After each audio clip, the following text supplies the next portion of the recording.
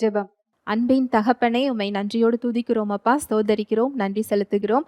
உம்முடைய அன்புக்காக, உம்முடைய கிருபைக்காக, உம்முடைய இரக்கங்களுக்காக நன்றி அப்பா. உம்முடைய கிருபை பெரியது, உம்முடைய இரக்கம் மகா பெரியது தகப்பனே. நாங்கள் நிற்பதும் நிர்மூலமாகாமல் இருப்பதும் உம்முடைய சுத்த கிருபை தகப்பனே. எங்களுக்கு என்ன என்ன தேவைகளோ எல்லாவற்றையும் சிலுவையில் செய்து முடித்திருக்கிறீர். அந்த சத்தியத்திற்கு நேராக எங்களை வழி நடத்தி கொண்டிருக்கிறீர். உம்முடைய வார்த்தையாகிய மன்னாவினால் எங்களை திருப்தியாக்கி கொண்டிருக்கிறீர். வெளிச்சத்தை எங்களுக்கு காண்பித்து கொண்டிருக்கிறீர், எங்களுக்கு போதித்து கொண்டிருக்கிறீர் அப்பா. அதை தாழ்மையாக ஏற்றுக்கொள்ளக்கூடிய உணர்வுள்ள இருதயங்களை எங்கள் ஒவ்வொருவருக்கும் நீ தருகிறதற்காய் நன்றி செலுத்துகிறேன். இதை கேட்டுக்கொண்டிருக்கிற ஒவ்வொரு சகோதர சகோதரிகளும் என்ன தேவையில வந்திருக்கிறாங்களோ அவங்களுக்கு ஏற்ற மன்னாவை நீர் கொடுக்கிறதற்காய் நன்றி. அவர்களோடு பேசுவதற்காக நன்றி. என்னை முழுமையாக அர்ப்பணிக்கிறேன். இயேசுவின் மூலம் ஜெபிக்கிறேன் நல்ல பிதாவே, ஆமேன். Praise the Lord. ஹல்லேலூயா. நன்றி இயேசுவே. நாம ஒரு ஆவிக்குரிய போர்க்களத்துல நின்று கொண்டிருக்கிறோம். இந்த ஆவிக்குரிய யுத்தத்துல நமக்கு ஆவிக்குரிய ஆயுதங்கள் கொடுக்கப்பட்டிருக்கு. நமக்கு எதிராளியாக ஒருவன் நின்று கொண்டிருக்கிறான். அவன் பிசாசானவன். நம்முடைய எதிராளி பிசாசுதானே தவிர தேவன் இல்லை. தேவன் நமக்கு எதிரானவர் இல்லை. அவர் நம்முடைய சார்பில் நின்று கொண்டிருக்கிறார். அவர் நம்மீது கோபமாக இல்லை. அவர் நம்மீது அன்பு செய்து கொண்டிருக்கின்ற, கிருபையாக வாழ்வை கொடுக்கின்ற கிருபையின் தகப்பனாக அவர் நின்று கொண்டிருக்கிறார். உலகத்தை ஆக்கினைக்குள்ளாக தீர்க்க இயேசு கிறிஸ்து வரவில்லை. உலகம் ரட்சிக்கப்படுவதற்காகவே அவர் வந்தார்.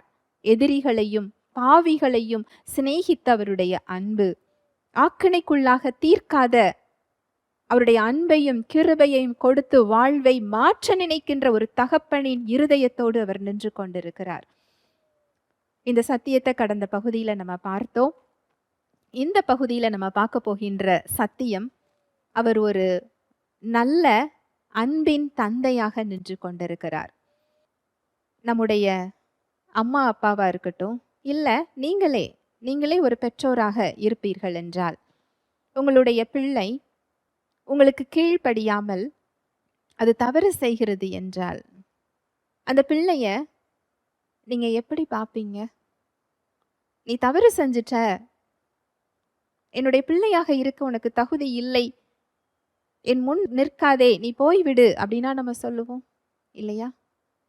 இது தவறுதான், இதை சரி செய்து கொள்ளலாம், நான் உனக்கு உதவி செய்கிறேன், வருத்தப்படாத அப்படின்னு சொல்லி அதை தூக்கி எடுத்து அதை சரி செய்வதற்கு நம்மால் என்ன செய்ய முடியுமோ அந்த உதவியை செய்ய ஆரம்பிப்போம் இல்லையா?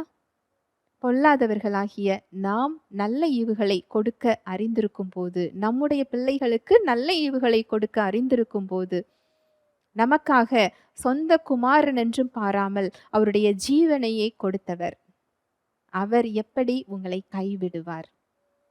அவர் எப்படி உங்களை என்னிடத்தில் வராதே என்று புறம்பே தள்ளுவார்?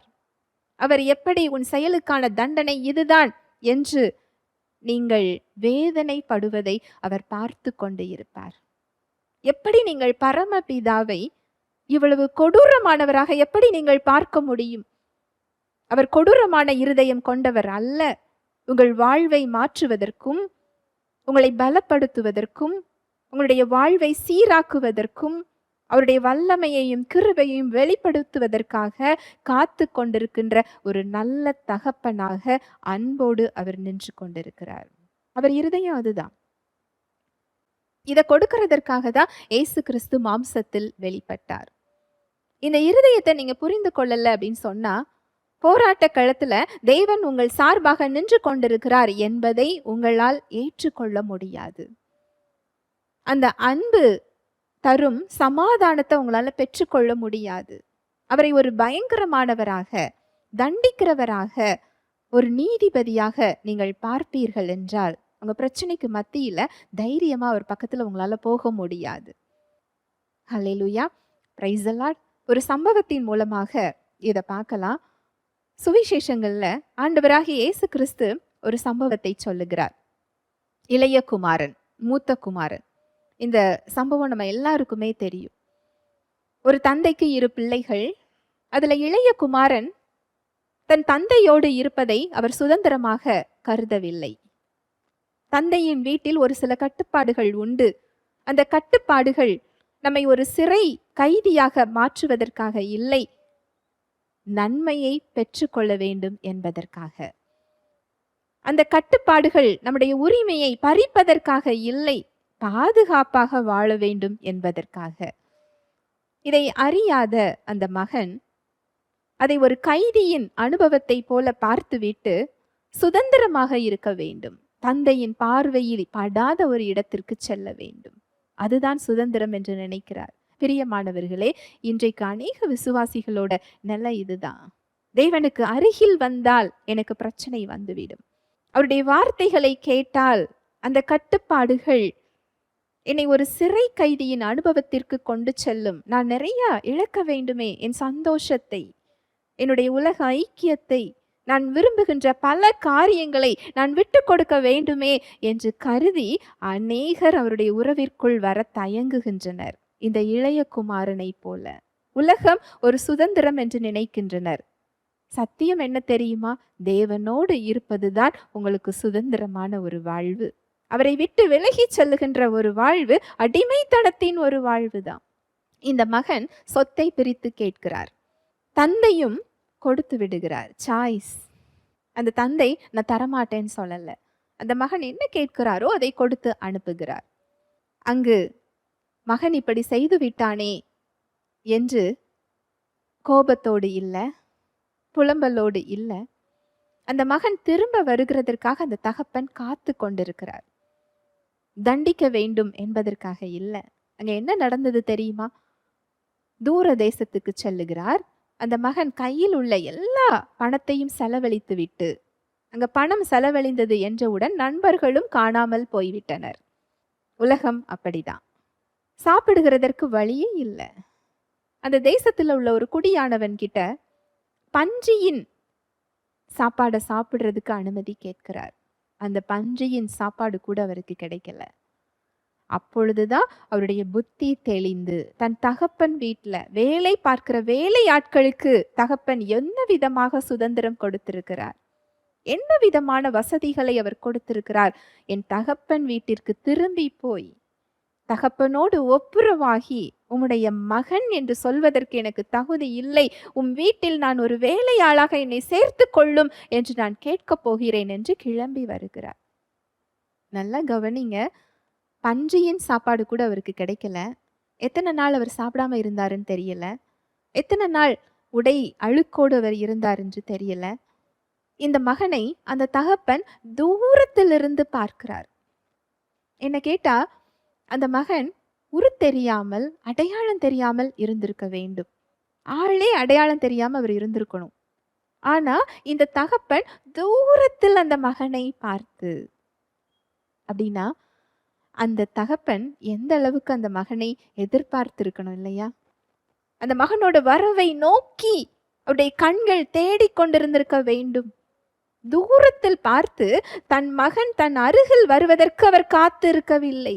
தகப்பன் மகனை நோக்கி ஓடி செல்லுகிறாரா? ஓடி அவர் அழுக்காக இருக்கிறாரா, அவர் எப்படி குப்பையாக இருக்கிறார் என்று அவர் பார்க்கவில்லை. அந்த அலங்கோலத்தை அவர் பார்க்கவில்லை. அவரை ஆறத் தழுவி, அவரை கட்டி அணைத்து, அவரை முத்தம் செய்து, அவருக்கு தண்டனை அவர் கொடுக்கல, ஆக்கினைக்குள்ளாக தீர்க்கல. என்னோட சொத்தை எல்லாம் அழித்து விட்டாயே என்று சொல்லவில்லை. என்னை வருத்தப்படுத்தி நீ சென்று விட்டாயே என்று சொல்லவில்லை. உனக்கான தண்டனை இதுதான், நீ வீட்டிற்குள் வராதே என்று சொல்லவில்லை. அங்கு ஆக்கினைக்குள்ளாக தீர்க்கவில்லை. தம்மோடு ஒப்புரவாக்கி, அந்த மகன், உம்முடைய மகன் என்று சொல்வதற்கு எனக்கு தகுதி இல்லை, உம்முடைய வீட்டில் வேலையாட்களாக என்னை வைத்துக் கொள்ளும் என்று சொல்லும் பொழுது, இல்லை, நீ என்னுடைய பிள்ளை என்ற அந்தஸ்தை அவர் கொடுக்கிறார். இது பரம தந்தையின் இருதயத்தை இது குறிக்கிறது. பரம தகப்பன் இன்றைக்கு இதே இருதயத்தோடு உங்களை நோக்கி காத்து கொண்டிருக்கிறார். இதே இருதயத்தோடு நீங்க அவரிடம் ஓடி வந்து நிற்க வேண்டும் என்று கருதவில்லை. அவரை நோக்கி திரும்பினாலே போதும், உங்களை ஓடி வந்து தூக்குவதற்காக அவர் காத்து கொண்டிருக்கிறார். நீங்க நிற்கின்ற இடத்தில் உங்கள் மனதை தாழ்த்தினால் போதும், என் தகப்பன் வீட்டிற்கு நான் செல்ல வேண்டும், என் தகப்பனிடம் நான் செல்ல வேண்டும் என்று திரும்பினால் போதும், உங்களை தூக்கி அணைக்க அவர் உங்கள் அருகில் நின்று கொண்டிருக்கிறார். எப்பேற்பட்ட அலங்கோலமாக இருந்தாலும் சரி, எப்பேற்பட்ட நாற்றம் எடுத்தாலும் சரி, உங்களை ஆறத் தழுவ அவர் காத்து கொண்டிருக்கிறார். அந்த வசனம் ஒரு டிரான்ஸ்லேஷன்ல எப்படி சொல்லப்பட்டிருக்கு அப்படின்னா, முத்தம் செய்து கொண்டே இருந்தாரா. ஒரு தடவை முத்தம் கொடுத்துட்டு அவர் விடல, முத்தம் கொடுத்து கொண்டே இருந்தாரா. அந்த அளவுக்கு பிதாவின் இருதயம் உங்கள் மீது அன்பாக இருக்கிறது. தண்டனை கொடுக்கவில்லை, தன்னுடைய பிள்ளையாக ஏற்றுக்கொண்டு அந்த வாழ்வை திரும்பவும் மறுபடியும் அவருக்கு கொடுக்கிறார். இதுதான் பிதாவின் இருதயம் பிரியமானவர்களே. அதுதான் ஆண்டவராகிய இயேசு கிறிஸ்து சொல்றாரு. ஒரு மேய்ப்பன் தன்னிடம் இருக்கிற 99 ஆடுகளுக்காக அவன் கவலைப்படுவது இல்லை, தொலைந்து போன ஒரு ஆட்டை தேடுகிறார். ஒரு பெண் தன்னிடம் உள்ள ஒரு 10 வெள்ளி காசுல தன்னிடம் உள்ள ஒரு காசு தொலைந்து போனதை அது கண்டுபிடிக்கிற வரைக்கும் அவங்க விட மாட்டாங்களாம். இந்த வெள்ளி காசுன்னு தமிழ்ல சொல்லப்பட்டிருக்கு. இது கிரேக்க மொழியில என்ன அர்த்தத்துல போடப்பட்டிருக்கு அப்படின்னா, இந்த யூத பெண்கள், நம்மளோட சமுதாயத்துல நம்ம பெண்கள் தாலி செயின் போடுறோம் இல்லையா, அது போல இந்த யூத பெண்கள் திருமணமானவர்கள் என்ற அடையாளத்தை காண்பிக்கிறதற்கு இந்த வெள்ளி காசை ஆபரணமாக தன் நெற்றியில் அவங்க சூட்டி இருப்பாங்களாம். ஒரு செயினாக இந்த தலையில என்ன செஞ்சிருப்பாங்களாம், அணிஞ்சிருப்பாங்களாம். அவங்க திருமணமானவர்கள் என்ற அடையாளத்தை காண்பிப்பதற்கு. அதுல ஒரு காசு தொலைஞ்சு போயிட்டா அவங்க எப்படி தேடுவாங்க இல்லையா? எவ்வளவு ஜாக்கிரதையா, எவ்வளவு கவனமா, எவ்வளவு அக்கறையா அதை கண்டுபிடிக்கிற வரைக்கும் அவங்களுடைய கண்கள் ஓய்வை பெற்றுக்கொள்ளாது. அந்த கண்கள் சுற்றி சுற்றி என்ன செஞ்சுக்கிட்டு இருக்கும், பார்த்து கொண்டே இருக்கும். அது போல தேவனுடைய கண்கள் நீங்கள் அவரிடம் செல்லும் வரைக்கும், அவருடைய கைகளில் நீங்கள் போய் சேரும் வரைக்கும் அந்த கண்கள் உங்களை தேடி கொண்டிருக்கிறது. ஒரு பாவி இந்த உலகத்துல ரட்சிக்கப்பட்டால் பரலோகத்துல அவ்வளவு சந்தோஷமா. அது மாத்திரம் இல்ல பிரியமானவர்களே, ஒரு விசுவாசி உலக வழியில போகும்போது அந்த இடத்துல மனம் திரும்பி அவருடைய உறவுக்குள்ள வர வேண்டும் என்று விரும்பினால் தேவன் தூக்கி எடுத்து ஆற தழுவி முத்தம் செய்து அணைப்பதற்கு அவர் காத்து கொண்டிருக்கிறார். தண்டிக்கிறதற்காக இல்ல, உங்க வாழ்வை மறுபடியும் கட்டுவதற்காக. அவருடைய கிருபையும் வாழ்வையும் கொடுத்து உங்களை மறுபடியும் உயர்த்துவதற்காக, உங்கள் மூலம் அவர் செயல்படுவதற்காக, உங்கள் வாழ்வை வளமாக்குவதற்காக அவருடைய அன்பு காத்து கொண்டிருக்கிறது. இதுதான் நம்முடைய தகப்பனின் இருதயம். இந்த இருதயத்தை நீங்க புரிந்து கொண்டீங்க அப்படின்னா, இந்த போர்க்களத்துல உங்களுக்கு பயம் வராது. உங்க எதிரி மேல உங்களுக்கு பயம் வராது. உங்க எதிரி யாருன்னு தெரிந்து கொள்வீங்க. உங்களுடைய நண்பன் யார் என்று தெரிந்து கொள்வீர்கள். ஹல்லேலூயா, பிரைஸ் தி லார்ட். இன்றைக்கு நீங்க எந்த சூழ்நிலையில நின்று கொண்டிருந்தாலும் தேவன் உங்களை பாவியா பார்க்கல. இயேசு கிறிஸ்துவின் ரத்தம் என்ன செய்து முடித்திருக்கிறதோ அந்த செயலின் அடிப்படையில் உங்களை பார்த்து கொண்டிருக்கிறார். உங்களை பிள்ளையாக பார்க்கிறார். வசனம் சொல்லுகிறது 2 கொரிந்தியர் 5:19. அதென்னவெனில், தேவன் உலகத்தாருடைய பாவங்களை எண்ணாமல் கிறிஸ்துவுக்குள் அவர்களை தமக்கு ஒப்புரவாக்கி ஒப்புரவாக்குதலின் உபதேசத்தை எங்களிடத்தில் ஒப்புவித்தார். அதென்னவெனில், தேவன் உலகத்தாருடைய பாவங்களை எண்ணாமல் கிறிஸ்துவுக்குள் அவர்களை தமக்கு ஒப்புரவாக்கி ஒப்புரவாக்குதலின் உபதேசத்தை எங்களிடத்தில் ஒப்புவித்தார். இயேசு கிறிஸ்துவோட இரத்தம் நம்மை பாவங்களற கழுவி நம்மை நீதிமானாக்கி தேவனுடைய பிள்ளையாக மாற்றி இருக்கிறது. இந்த அடிப்படையில் தான் அவர் ஒரு விசுவாசியை பார்க்கிறாரே தவிர உங்கள் செயல்களின் அடிப்படையில் இல்லை. இந்த அடிப்படையில தான் அவர் உங்களை பிள்ளையாக பார்க்கிறார். நீங்க இன்னைக்கு எந்த சூழ்நிலையில இருந்தாலும் சரி, அவர் உங்களுக்கு எதிராக இல்லை. இந்த இளைய குமாரனை போல நீங்கள் மனம் திரும்பினால் போதும், உங்களிடத்தில் ஓடி வந்து உங்களை அணைத்து கொண்டு உங்களை முத்தம் செய்து உங்களுக்கு ஒரு தண்டனையை கொடுக்கிற பிரகாரமா இல்லை, உங்களை ரீஸ்டோர் பண்ற விதமாக, உங்களை மறுபடியும் கட்டுகிற விதமாக, உங்கள் வாழ்வை சீரமைக்கும் விதமாக, அந்த கிருபையை கொடுக்கும் விதமாக ஒரு நல்ல தகப்பனாக அவர் காத்து கொண்டிருக்கிறார். ஒரு எஜமான் ஒரு நல்ல அடிமையை தேடும் அந்த நோக்கத்தில் தேவன் அடிமைகளை தேடவில்லை. ஒரு நல்ல தகப்பன் தொலைந்து போன தன் பிள்ளையை தேடிக் கொண்டிருக்கும் இருதயத்தோடு அவர் நின்று கொண்டிருக்கிறார். வசனம் சொல்லுது, ரோமர் 8:15. அந்தபடி திரும்பவும் பயப்படுகிறதற்கு நீங்கள் அடிமைத்தனத்தின் ஆவியை பெறாமல் அப்பா பிதாவே என்று கூப்பிட பண்ணுகிற புத்திர சுவிகாரத்தின் ஆவியை பெற்றீர்கள். அந்தபடி திரும்பவும் பயப்படுகிறதற்கு நீங்கள் அடிமைத்தனத்தின் ஆவியை பெறாமல் அப்பா பிதாவே என்று கூப்பிட பண்ணுகிற புத்திர சுவிகாரத்தின் ஆவியை பெற்றீர்கள். உங்க சூழ்நிலைகள்ல நீங்க பயப்படுகிறதற்கு அடிமைத்தனத்தின் ஆவியை நீங்க பெறல.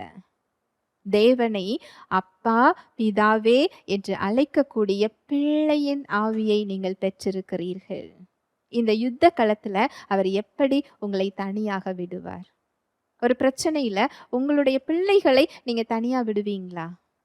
ஒரு கடைக்கு போக சொல்றீங்க, அந்த தெருவுல நாய் இருக்கிற ஒரு வீட்டை தாண்டி தான் அந்த பிள்ளை போக வேண்டியது இருக்கு. அந்த நாய் ஒரு சாதுவான நாய் கிடையாது. அப்படி இருக்கும்போது உங்க பிள்ளைய தனியாக நீங்க கடைக்கு அனுப்புவீங்களா? அந்த இடத்துல கடைக்கே நீங்க என்ன செய்ய மாட்டீங்க? போக சொல்ல மாட்டீங்க. அப்படி தேவை இருந்தாலும் நீங்களும் கூட செல்வீங்க இல்லையா? அதே போலதான் இந்த பொல்லாத உலகத்தில் நம்முடைய நல்ல தகப்பன் நம்மை தனியாக விடவில்லை. இந்த பிரபஞ்சத்தின் அதிபதி பிசாசானவன் என்று வேதம் சொல்லுகிறது. ஒரு எஜமான் அடிமையை தேடுகிற விதமாக அவர் நம்மை தேடவில்லை. தொலைந்து போன பிள்ளையை தேடுகின்ற ஒரு தகப்பனாக அவர் நின்று கொண்டிருக்கிறார். திரும்பவும் நீங்கள் பயப்படுகிறதற்கு அடிமைத்தனத்தின் ஆவியை தராமல் அப்பா பிதாவே என்று அழைக்கக்கூடிய புத்திர சுவிகாரத்தின் ஆவியை அவர் கொடுத்திருக்கிறார். உங்க சூழ்நிலைகள்ல அவரை அப்பா என்று அழைக்கக்கூடிய இடத்தை அவர் தந்திருக்கிறார். அப்பா என்று அழைக்கும் போது பதில் கொடுப்பதற்காக, உங்களை தூக்கி எடுப்பதற்காக அவர் காத்து கொண்டிருக்கிறாரே தவிர உங்களை தண்டிப்பதற்காக அவர் காத்து கொண்டிருக்கவில்லை. தம்மோடு ஒப்புரவாக்குவதற்காக ஒரு அன்பின் தகப்பனாக, ஒரு நல்ல தந்தையாக அவர் நின்று கொண்டிருக்கிறார்.